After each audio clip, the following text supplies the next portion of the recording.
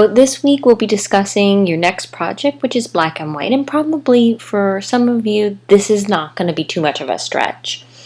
Many of you have used and applied different filters on your iPhones or what have you to kind of get these different black and white effects just for your own personal images. We're going to look through a few things, and even maybe for past images that we've done in this class, you found that for particular subject matters, black and white or monochromatic kind of color schemes really enhance the images. Now, black and white photography really accentuates a couple things. It accentuates shapes, line, texture, and composition. It just seems that once you remove color from the equation, the aesthetic really kind of highlights these elements the most. So the shape of things, of all the people's heads, the way that their eyes are glancing at each other, and even in the composition of a PowerPoint presentation that we did, you saw that most of the images were black and white, and the reason is just because compositionally, this is probably one of the harder materials to really work with. We see the texture of the seats, and again, how on the diagonals the two lovers embrace and the moment is highlighted.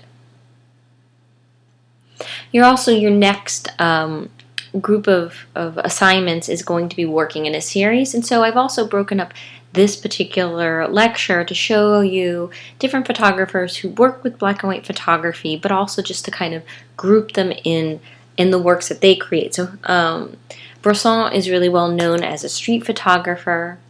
We have Ansel Adams, who's very well known for his landscape photography.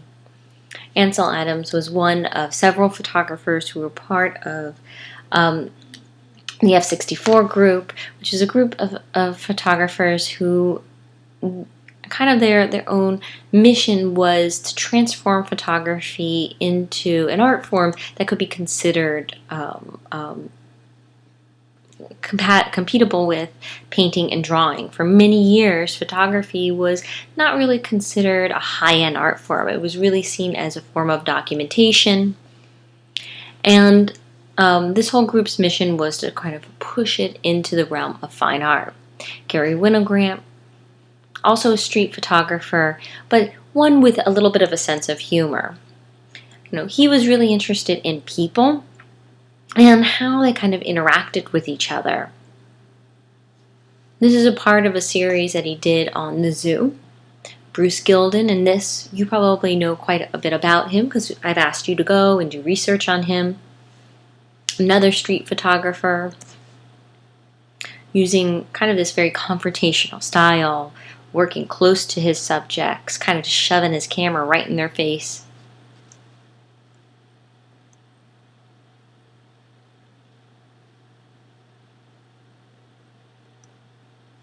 Sally Mann.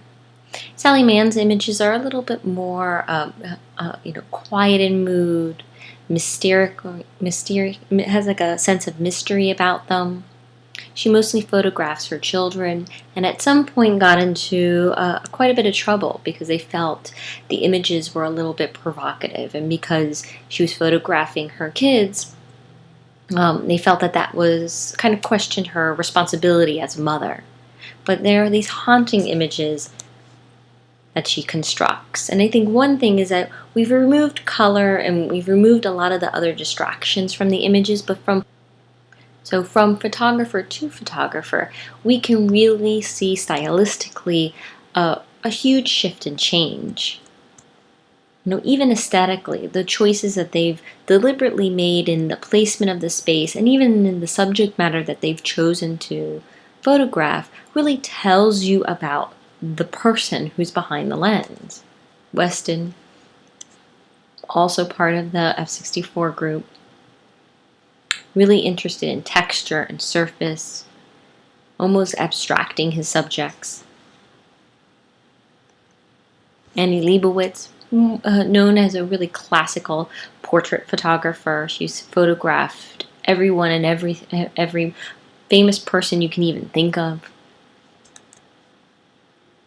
She always has a level of respect for her subjects, photographing them in a way that sort of empowers them as these impressive human beings. And then this is some student work that I've gotten from the past when I've assigned this project.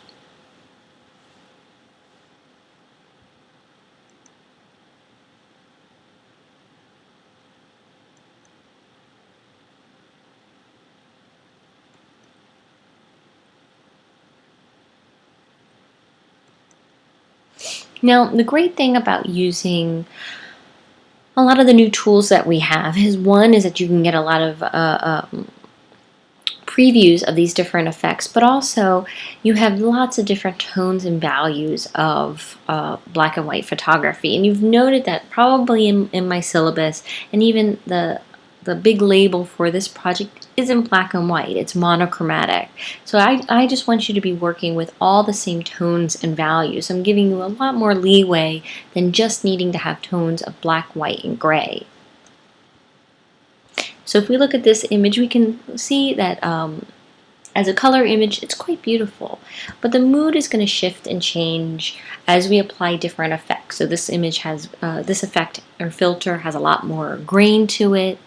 We have tones of red, or maybe soft blues, and these try to mimic as much as possible really old-fashioned sepia toning and other toning techniques, split toning techniques that traditional photographers utilize.